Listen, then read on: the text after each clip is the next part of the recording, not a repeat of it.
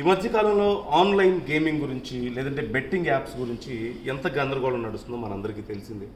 చాలామంది ఆస్తులు పోగొట్టుకొని లేదంటే చివరికి అప్పులు చేసి ప్రాణాలు తీసుకున్న వాళ్ళు కూడా అనేక మంది ఉన్నారు, ముఖ్యంగా యువత. అయితే ప్రభుత్వాలు ఇప్పటికే చర్యలు మొదలుపెట్టాయి. వీటిని ప్రమోట్ చేసినటువంటి చాలామంది స్టార్స్కి కూడా నోటీసులు ఇచ్చారు, విచారణ చేస్తున్నారు. ఇప్పుడు కేంద్రం కూడా ఈ విషయంలో చాలా స్ట్రిక్ట్గా ఉండాలని డిసైడ్ అయింది. అందుకే ఒక కొత్త బిల్లును పార్లమెంట్లో ప్రవేశపెడుతుంది. Electronics and IT minister Ashwini Vaishnaw ఈ బిల్లును పార్లమెంట్లో ప్రవేశపెట్టారు. ఆ బిల్లు ఏంటంటే promotion and regulation of online gaming bill 2025.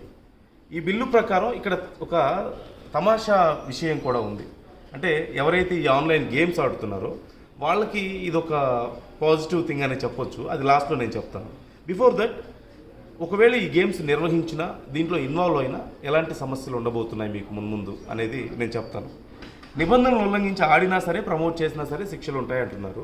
కాకపోతే నిర్వహించిన వాళ్ళకి మాత్రం, అంటే ఈ గేమ్స్ ఆర్గనైజ్ చేసిన వాళ్ళకి 3 ఏళ్ల జైలు శిక్ష ఉంటుంది, ₹1,00,00,000 జరిమానా ఉంటుంది.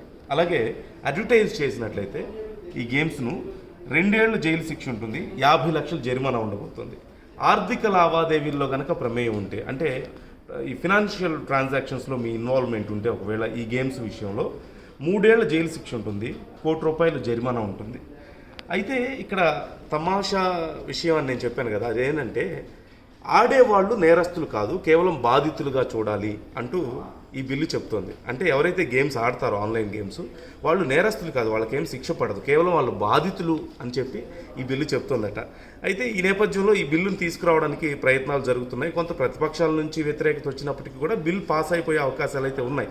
ఈ నేపథ్యంలో ఇండియా గేమింగ్ ఫెడరేషన్ కేంద్ర హోంమంత్రి అమిత్ షాకు ఒక రిక్వెస్ట్ పెట్టుకున్నారు. వీటిని పూర్తిగా నియంత్రించొద్దు, అంటే నిషేధించొద్దు, నియంత్రించండి అని చెప్పి ఒక రిక్వెస్ట్ పెట్టుకున్నట్లుగా తెలుస్తుంది. మరి కేంద్రం ఏమైనా తిరిగి ఆలోచిస్తుందా? ఆలోచించాల్సిన అవసరం ఉందా? అసలు ఈ బిల్ ఇంపాక్ట్ ఎలా ఉండే అవకాశం ఉంది?